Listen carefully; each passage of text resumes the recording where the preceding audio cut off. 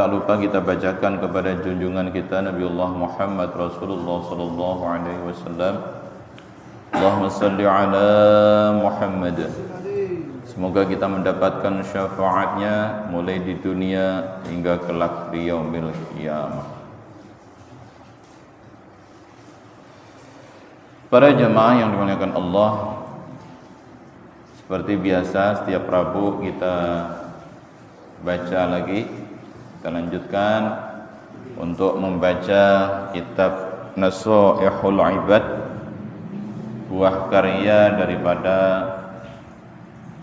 Al-Imam Al-Hafidh Imam Ibnu Hajar Al-Asqalani, kemudian diberikan syarah oleh ulama Jawa yaitu Al-Imam Nawawi Al-Bantani yang meninggal di kota Mekah.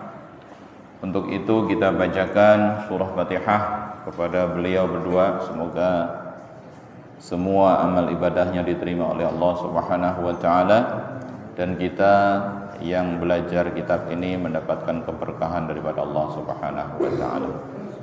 Ala hadhihi niyyah wa ala kulli niyatin salihah wa ila hadratin nabi. Al-Fatihah. A'udzu billahi minasyaitonir rajim. Bismillahirrahmanirrahim. Alhamdulillahirabbil alamin arrahmanir rahim maliki yaumiddin. Iyyaka na'budu wa iyyaka nasta'in ihdinas siratal mustaqim siratal ladzina an'amta 'alaihim ghairil maghdubi 'alaihim waladdallin. Amin.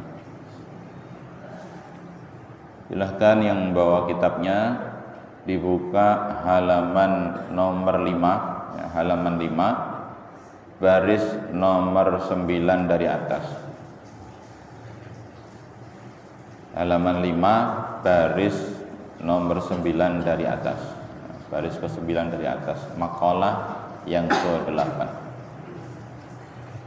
Bismillahirrahmanirrahim. Qala al-musannifu rahimahullahu ta'ala wa ghafara lahu dzunubahu wa nafa'ana bihi wa bi'ulumihi fid dharain amin. Wal maqalatus saminatu, makalah yang ke-8, anil A'masi, dari sahabat A'mas, ismuhu Sulaiman bin Mahran, namanya itu Sulaiman bin Mahran Al-Kufi, itu dari Kufah. Al-Kufiyu atau Al-Kufi sama aja, dari Kufah. Beliau berkata radhiyallahu anhu, semoga Allah meridhoinya, beliau berkata, man kana ra'su malihi taqwa kalatil al-sunu an wasfi ribhi dinihi. Barang siapa yang modal dasar hartanya adalah ketakwaan kepada Allah, kalatil al-sunu, maka apes ay ajazat, atau kalau dulu mengartikannya pelo, tahu pelo enggak? Jadi enggak jelas ngomongnya, nggak jelas gitu istilahnya. Pelo, apes, males, lemah. Al-sunu, lisan, beberapa lisan. An wasfi ribhitinihi, dari menyipati badi keuntungan agamanya. Wa man kana ra'su malihi dunya, dan barang siapa yang modal dasar hartanya adalah dunia, barang siapa yang orientasi hartanya adalah dunia, kalatil al-sunu, maka apes atau males, lisan-lisan itu males, an wasfi usroni dinihi, dari menyifati daripada kerugian agamanya. Fal makna, artinya, man tamassaka 'ala taqwa, barang siapa yang berpegangan dengan ketakwaan, bi imtithali awamirillahi ta'ala, dengan mengikuti perintah Allah Subhanahu wa taala, wajtinabil ma'asi, dan menjauhi maksiat, bi an assasa af'alahu, dengan dasar-dasar daripada perbuatannya, bi muwafaqati syar'i, itu dengan mencocoki daripada syariat, falahu hasanatun katsiratun, maka baginya kebaikan yang banyak, la tuhsa, yang tidak bisa dihitung. Wa man tamassaka ala umurin, barang siapa yang gegondelan, berpegangan, gegondelan bahasa Jawanya, berpegangan dengan perkara mukhalifatin lisyar'i, yang menyulayani, menyelisihi daripada syariat, falahu sayyi'atun katsiratun, maka baginya keburukan yang banyak. Ajazatil alsunu an dzikri dzalika bil adad, yang setiap lisan males untuk menyebut-nyebut daripada kerugian agamanya. Kita jelaskan satu persatu ya. Dan kalau dibacain gitu aja udah paham belum? Belum ya. Makanya kita jelaskan satu-satu. Jadi dikatakan daripada A'mas ini, sahabat yang dari Kufah ini, beliau mengatakan, barang siapa yang modal dasarnya adalah ketakwaan kepada Allah, maka lisan itu akan males untuk mengatakan, oh saya udah badi, udah untung di dalam urusan agama, udah untung. Maksudnya udah untung begini nih contohnya, kemarin habis ibadah haji. Habis ibadah haji itu kan, kalau haji kita kan sholat di Masjidil Haram dan juga di Masjid Nabawi dan juga Masjidil Haram Mekah. Di mana barang siapa yang sholat di masjid saya, kata Rasulullah, masjid saya itu Masjid Nabawi, maka dia seperti halnya telah melakukan sholat 1000 rakaat. 1 rakaat di Masjid Nabi, Masjid Nabawi, itu seperti halnya telah melakukan sholat 1000 rakaat di masjid yang lain selain Masjidil Haram. Dan barang siapa yang sholat di Masjidil Haram, maka seolah-olah dia itu pahalanya sama dengan dia sholat 100.000 kali di masjid kampung kita, masjid ini, Masjid Al-Amal. Jadi kalau kita sholat di Masjidil Haram, itu pahalanya sama dengan kita sholat 100 rakaat di sini, 100.000 rakaat di sini. Nah, begitu pulang haji kemudian, saya mah udah untung banyak. Makanya saya nggak sekarang sholatnya jarang-jarang. Kenapa? Saya kemarin waktu haji rajin, saya di sana saya udah sholat 5 waktu jamaah terus. Makanya saya udah untung. Itu kalau mestinya, kalau dibilang umur saya misalkan 70 tahun, udah lebih-lebih. Ini kalau ini orang modalnya berarti nggak takwa. Karena kalau orang yang takwa nggak bakalan bilang begitu. Itu. Udah untung, ngapain saya terus sholat lagi? Orang di sono saya udah 40 hari kali 40 hari kali 100.000. Udah berapa umur saya? Udah lebih. Bukan yang begini. Jadi orang yang modal dasarnya itu takwa, ketakwaan, maka mulut itu nggak akan bilang bahwasanya dia udah untung, an ribhi dinihi, kan itu, untuk mengatakan bahwasanya telah untung di dalam urusan agamanya. Enggak ada keuntungan. Jadi dia akan selalu menambah ibadahnya kepada Allah Subhanahu wa taala. Itu. Di sini tetap ibadah. Walaupun di sana udah menghatamkan Al-Qur'an, udah tawaf, udah sa'i, udah sholat berjamaah tiap waktu di Mekahnya, maka di sini dia pun akan senantiasa menambah. Dia akan merasa kurang dan kurang. Enggak ada dia akan bilang, oh saya telah lebih, udah untung banyak, saya enggak mau jamaah lagi. Enggak ada. Kenapa? Karena modal pokoknya itu adalah ketakwaan kepada Allah Subhanahu wa taala. Makanya kita perlu untuk senantiasa meningkatkan ketakwaan kita kepada Allah. Setiap hari, setiap saat, setiap waktu, maka tingkatkan ketakwaan itu kepada Allah Subhanahu wa taala. Karena kita nggak tahu nih, bisa jadi besok atau kapan lusa kita meninggal dunia. Karena bekal yang paling utama itu adalah bekal ketakwaan. Bagaimana Imam Syafi'i di dalam syairnya, beliau mengingatkan kita semuanya untuk kita berbekal takwa. Tazawwad minat taqwa wa innaka la tadri idza janna laylun hal ta'is ila al-fajri idza janna laylun hal ta'is ila al-fajri. Artinya begini, tazawwad minat taqwa, berbekallah kalian semuanya dengan ketakwaan kepada Allah. Fa innaka la tadri, karena sesungguhnya engkau tidak akan tahu, idza janna lailun hal ta'is ilal fajri, ketika malam telah menyelimuti, apakah umur kalian sampai besok fajar. Karena kita nggak tahu apakah umur kita sampai besok pagi atau enggak, maka bekal yang utama adalah dengan ketakwaan kepada Allah. Wa tazawwadu fa inna khairaz zadid taqwa.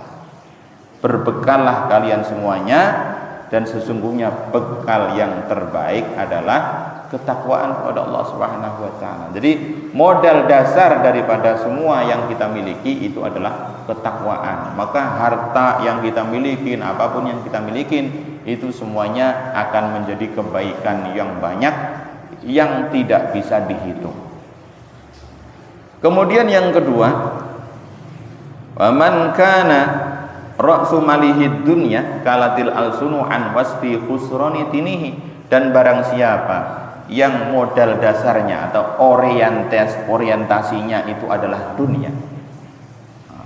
Di dunia ini kita pikirannya cuma dunia aja, maka kalatil alsunu an wasfi khusrani dini, maka lisan-lisan itu akan malas untuk mengatakan bahwasanya agamaku telah rugi.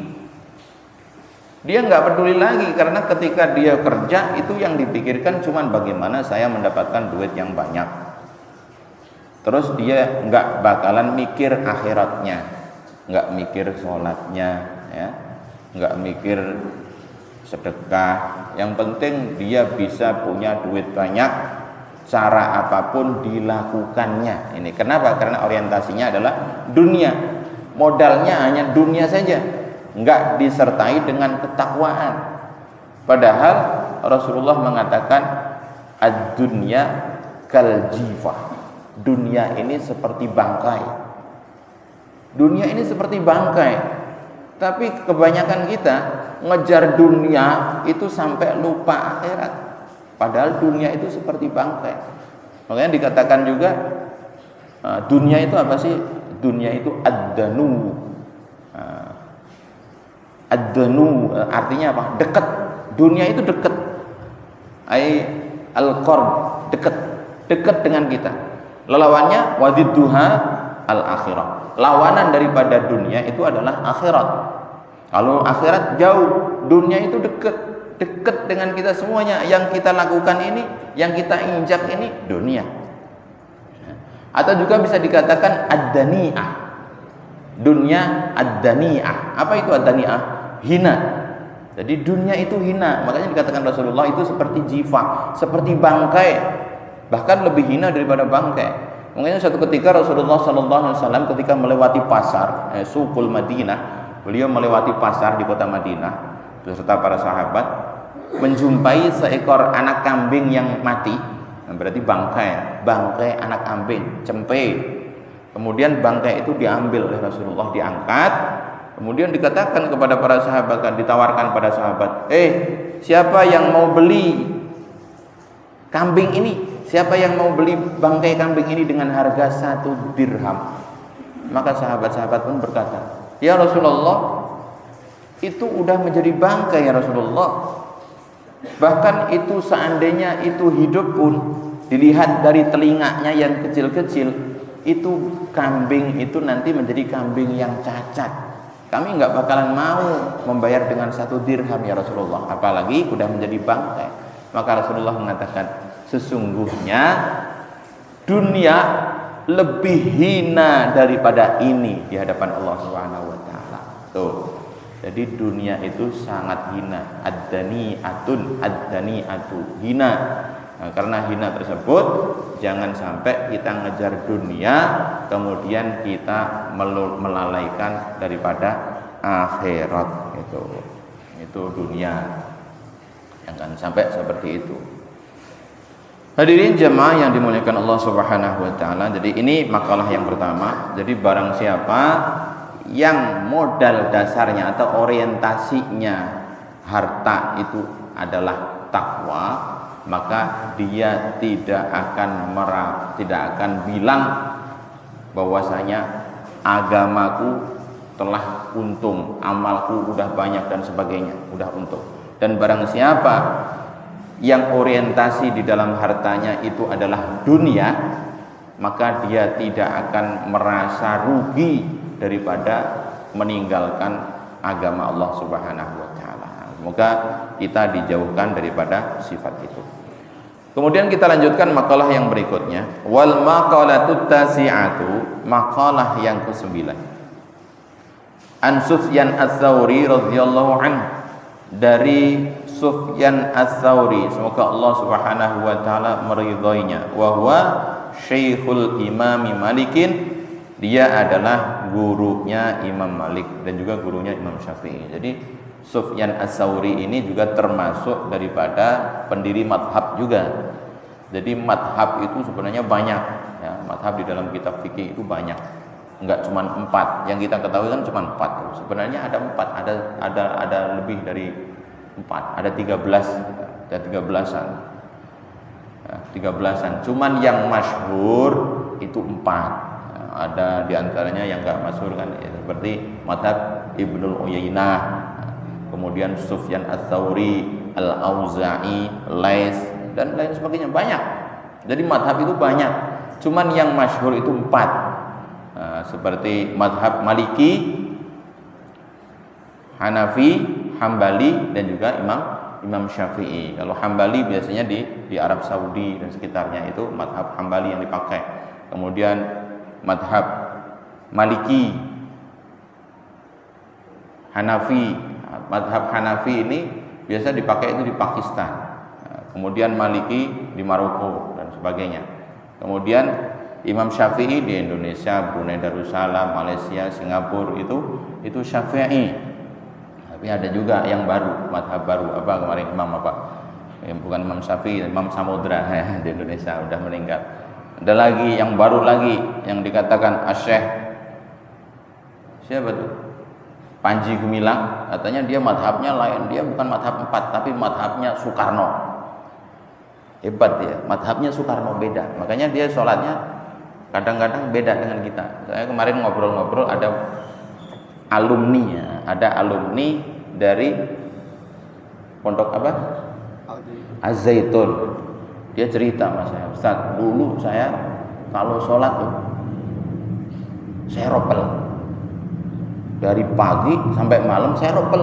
Jadi diropel nih subuh, zuhur, asar, maghrib, isya. Loh, kok diropel? Emang dulu lulusan mana? Saya dulu pernah mondok di Az-Zaitun, sekarang udah tobat katanya. Jadi diropel kalau sholat 5 waktu dijadiin 1. Oh enak itu. Tapi nggak bener gitu. Madhab Imam Sufyan Ats-Tsauri ini adalah salah satu mazhab juga, dan dia hampir berbarengan dengan Imam Abu Hanifah. Beliau mengatakan kullu maksiatin nasiatin anis syahwati istiyakun nafsi ila syai'in.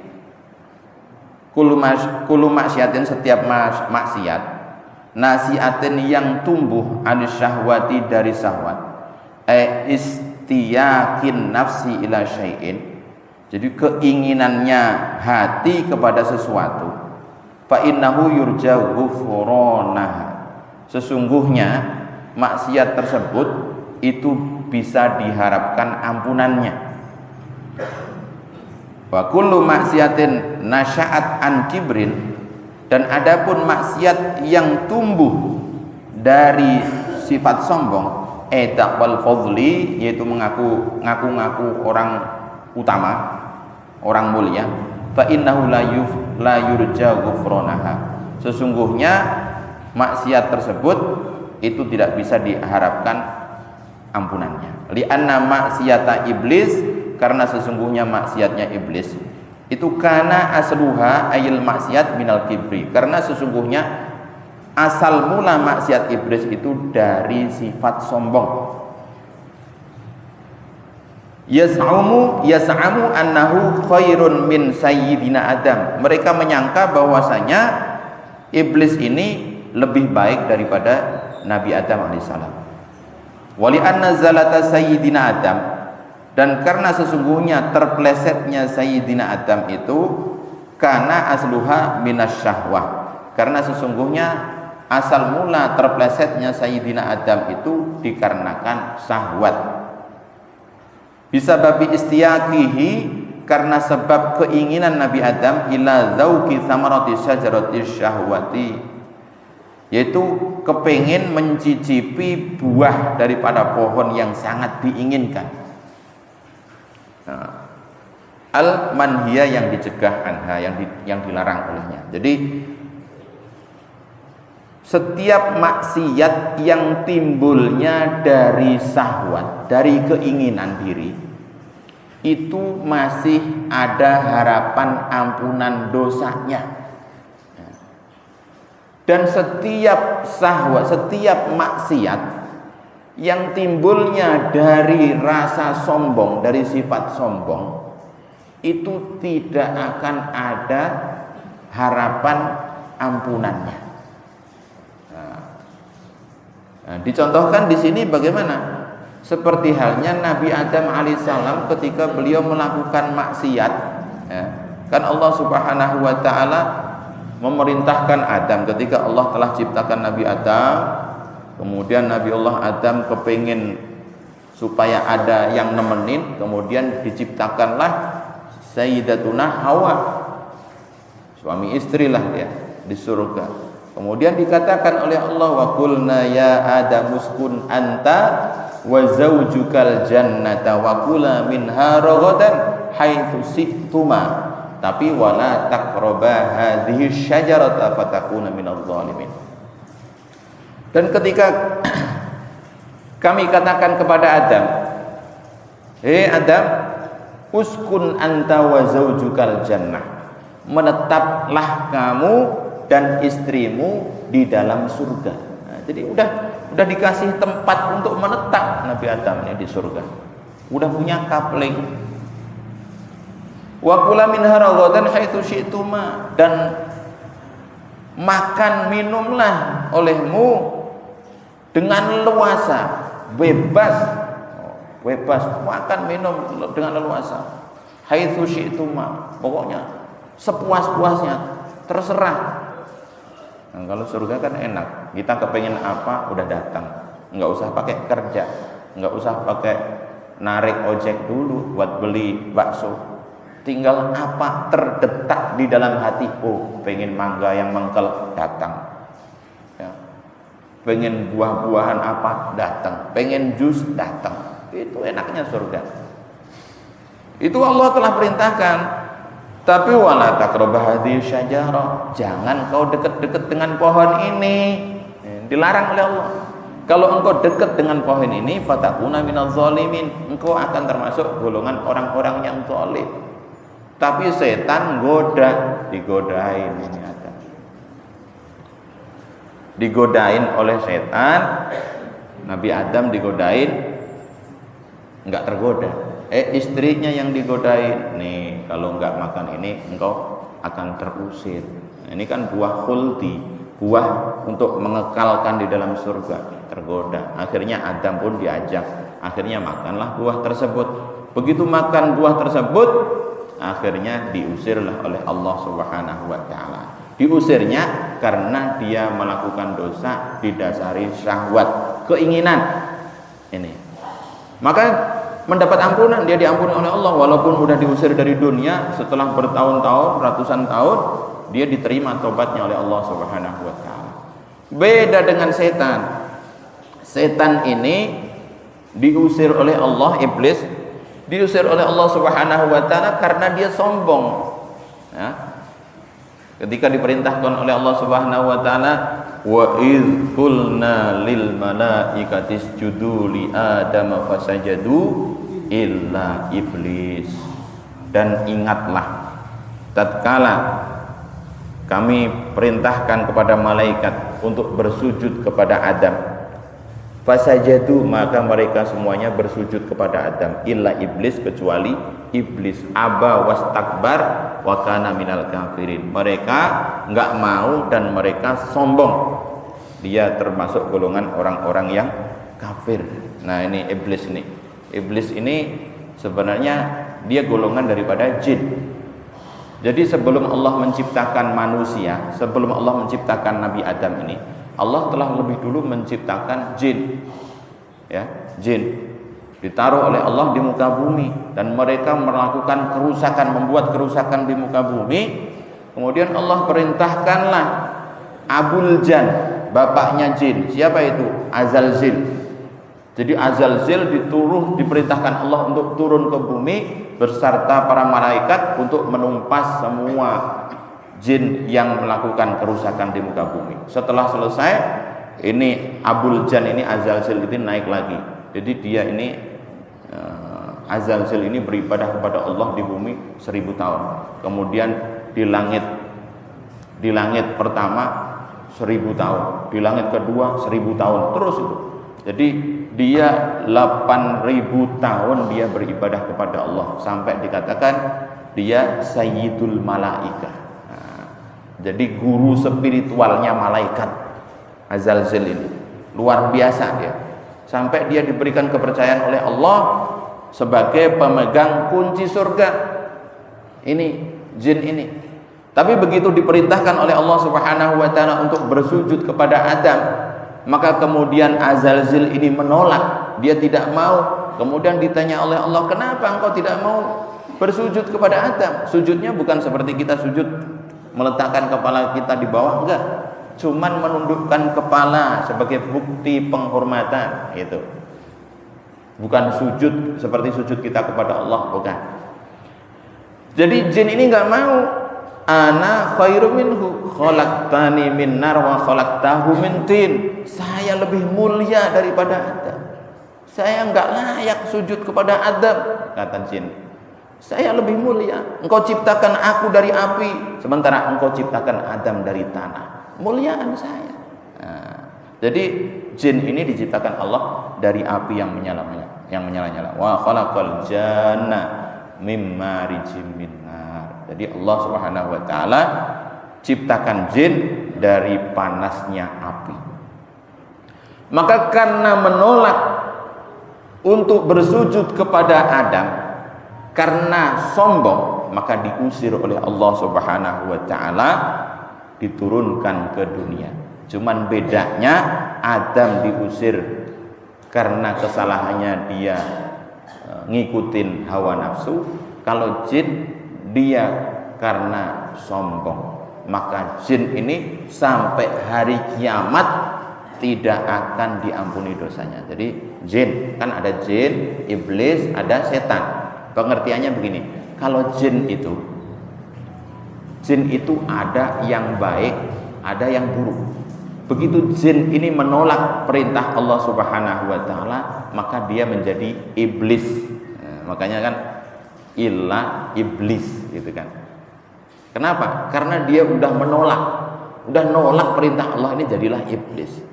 Nah, begitu iblis ini, jin ini kemudian menyesatkan manusia, jadilah setan. Jadi setan ini sifat buruk. Sifat buruk itu setan. Jin ini yang menyesatkan manusia menjadi syayatin. Makanya ada sayatinul insi wal jinni. setan dari kalangan manusia dan setan dari kalangan jin. Makanya kalau ketika bapak-bapak nih mau pergi ke majelis taklim,